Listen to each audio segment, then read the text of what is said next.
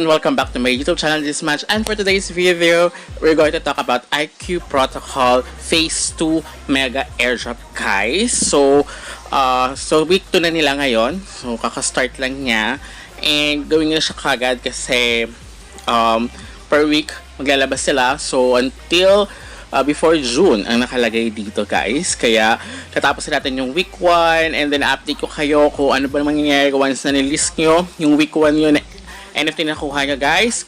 Kaya stay tuned na at the end of this video. Huwag kayo mag-skip para wala kayo ma-miss na important details para makasali kayo dito sa Phase 2 Mega Drop ni IQ Protocol. But before we jump into it, make sure you like this video, subscribe to my channel if you have not already, and ring that notification bell so you always be updated to my upcoming videos and off the clock episodes. So now, ginagawa na natin yung Galaxy campaign first, and then later on, check natin yung ating mismong airdrop sa dashboard natin sa IQ Protocol mismo guys. So now, mga tasks dito is buti na lang puro follow guys, and now we need to watch YouTube nila video, I think for the mga instructions or about the project, about the token. So yan. So here, watch YouTube, follow Altcoin Boss on YouTube. So you need to follow them. So, pero ayaw niya ngayon, I don't know, baka may problem lang yung pag-link siguro nila nung ginawa nila to. Kasi bago pa lang, but see, okay siya, diba? But yun nga, yun pa pwede. Pero this one, siguro ito nag-link kagad. So yung pagka-release nito, ginawa ko na kasi kagad. Kaya baka kung ngayon siya nakita or mga ilang araw nyo nakita, baka meron na siyang video. So now, ito. Kahit di nyo naman siya tapusin, but it's up to you if you want to finish the video para at least mas maintindihan nyo yung mismong project. Pwede naman guys. And then, wait na lang natin. So, tatlong watch YouTube yung kailangan natin gawin. So, you follow Fungible Games on YouTube guys. So, ayaw din nga. So, kinilig ko siya, ayaw nga. So, baka this coming days, umokay siya. But, so ito yung mga iba na kahit hindi na is nag-sync naman siya kagad. So, next one, ito, Visit. So, ito gagawin ko to, si Nyan Heroes. So, parang isa yun sa mga sikat na games now. So, gagawin natin yan this coming days, guys. So, para makaipon tayo ng points as well. So, I think ito na si Illuvim. Gagawin natin din yan, guys. So, in fairness ngayon na, medyo mabilis yung pag-sync niya. But, ito ayaw. Okay. So, wait na lang natin. Yung isa, para this one, yung isang follow natin kay Altcoin Buzz News, ayaw pa. So, last one, ito, visit the Altcoin Buzz News, guys. Yung mismong website nga. So, check natin to kung ano bang in-offer neto. So, here, visit lang naman siya, guys. But if you want to explore, you can explore it naman guys. So may NFTs or something like that. So ayan, nag-sync na rin pala isa. Mabilis ngayon guys. So now, yung iba nagtatanong bakit sa akin kasi wala lumalabas na gas fee, but sa iba kasi meron. I think kapag bago pa lang siguro yung Galaxy campaign nyo, Galaxy account nyo, or wala kayong funds sa inyong Galaxy, possible. As you can see, I have $2 pa left here. Possible na binabawasan yan, or possible talaga na free sa akin. Pero sa iba kasi is ay bayad daw. Possible yan is yung inyong loyalty sa Galaxy or bago pa lang account nyo, kadalasan is you need to pay the gas fees talaga guys. So now, nawala yung week 1 guys, yun yung nga. So 1 week lang siya available, I think, and then now yung week 2 nandito.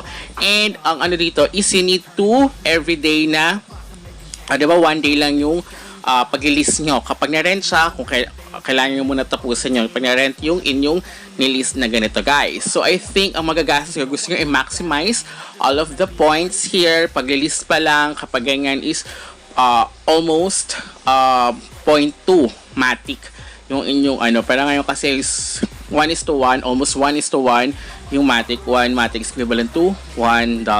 So once na inano nyo itong 5, by mag 0.2 kayo times 5 para maximum nga na 0.2 guys, and then yun nga, and then pag-claim nyo pa, so possible na almost 2 matic or 2 USD per day yung pwede nyo ano. Kasi even pag mag-rent kayo, para ma-maximum yung pag-rent is you need to pay din. Mga ganito rin yung possible nga. Ayan, as you can see, 0.19 or diba? Kaya sabi ko almost 0.2. But it's up to you kung mag-aano kayo. I-wait nyo kung kailan hindi busy yung network. Kaya ganyan guys.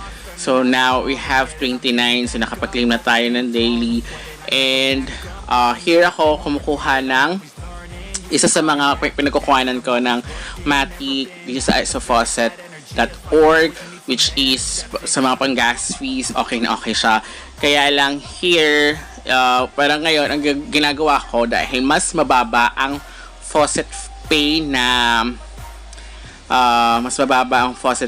fees, ilalagay ko sa faucet pay. Pero kasi dito kay Auto Faucet is Binance BNB rin yung kanyang network. Kaya mas okay sa akin si faucet pay na yun nga lang, mas marami ka lang pagsisendan. Kasi dito, pag sinend nyo naman kay faucet pay, wala naman siya, as you can see, wala naman siyang fee. Kumbaga 0.000001, diba? Parang wala naman siyang talagang fee. And then here, sobrang baba. Kailangan nyo lang i-link yung address ng inyong pagsisendan dito kay faucet pay. Pero mas mababa din yung fees niya once na magsisend kayo from faucet pay guys, sa punta sa inyong Matic para gamitin for the gas fees. Kasi kay autofaucet.org, as you can see, diba 0.2 yan.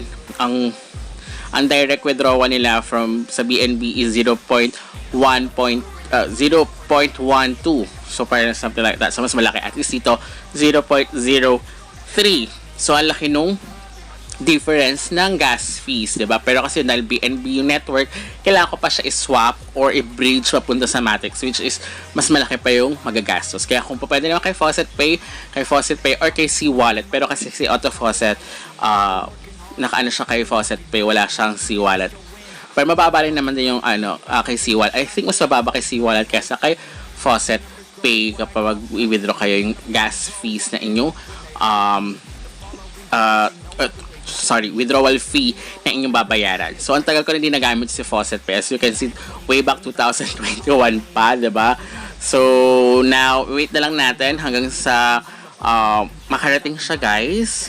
So, yun nga. Kaya, kung gusto nyo i-maximize yung inyong points, i-list nyo, and everyday, i-list and delist. Kaya nga, I think more than 2 Matic pa yan. Kasi pag nag-delist kayo, meron din siyang fee na kailangan nyo bayaran. So, as of the moment, naubos na 0.028, diba? So, kailangan natin ma-list yaang ano. Kaya, everyday is, meron silang limit na diba? 5 NFTs. Kasi nga, per NFT dito, dahil 5 lang yung NFT na binigay, so, 20 points siya. Equivalent. Unlike nung week 1 natin na 10. Mas malaki nga yung babayaran nyo sa week 1 dahil kung almost 0.2 yung per list, diba? Or per rent nga. So, ayan, dumating na siya. So, mag-list lang tayo ngayon dahil konti pa lang. So, mag-grind din ulit ako ng ng Matic. And then, yun nga, sa isa pang faucet na inalok kay Final Autoclave, which is, ilalagay ko lang yan sa description yung link para makapag-grind kayo ng gas fees para wala kayo ilalabas sa inyong pocket na pang gas fees dito. Kasi sayang din naman siya, guys. As you can see, last time, diba, yung nakuha nating 75 IQT is almost malaki-laki rin naman din. Mga 800 pesos, which is free lang siya dahil nag-hold tayo ng NFTs here. Pero ang pinamigay lang nila noon is 1.7 million na IQ token. But now, mas malaki, 10 million, diba? So, I don't think like nangyari kay Q&A3, konti lang din nag-eligible due to yung iba kasi hindi nakakapag-log in everyday. So, make it sure na kahit yung daily login lang para at least maging qualify kayo. Total, kung inaumpisahan nyo na siyang mag-grind or mag-effort dito at maglabas ng gas fees, diba? So, ayan. So, dito naman, mas konti lang naman yung sa pag-claim nyo, 0.00 something, diba? So, which is kayang-kaya na siya kapag kumuha kayo sa inyong account sa Auto Faucet or sa Final Autoclaim, diba? Or so, any faucet website nyo na ginagrind as of the moment, pang gas fees nyo okay na siya, guys. At least wala kayo nilabas dito na funds. Pero yun nga, kung gusto niya talaga i-maximize yung inyong mga points, kailangan niya talaga mag-exert kasi mga faucet website, kung nasa 300, level 300 kayo o level 1000 kayo or level 600, mas malaki yung bonus na makuha nyo. Pero kung hindi pa, kailangan talaga mag-grind kasi everyday kayo kailangan mag-ano dito, guys. So, kailangan i-list, delist, and rent para ma-maximize nyo lahat ng points dito, guys. Okay? Para at least 2 matic, so at least $2, at least 100 plus pesos yung inyong ilalabas dito per day. Then, i-times nyo siya until before June. Diba? Kung ilang weeks yung kailangan, 'di ba? As you can see dito, pag mag-rent ka, 1 day lang din. So every day ka pwede mag-rent, but of course, same lang din 'yan. Makita niyo yung pag kinilik niyo yung pag-rent kayo, lalabas diyan yung inyong gas fees, which is nag-range siya sa 0.2 or ayan, 0.17, 'di ba? So almost 0.2 din, 'di ba? Something like that. Wala pa naman ako nakita nalawag pa sa 0.2 yung fee kahit busy yung network niya. As of the moment, but we never know.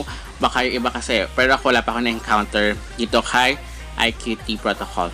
So, i-grind nyo na siya kasi per week siya, guys. Baka mawala yung NFT nyo for the week 2 dahil papalitan nyo for the week 3 kasi nawala na yung week 1 natin, guys. So, until next time, goodbye!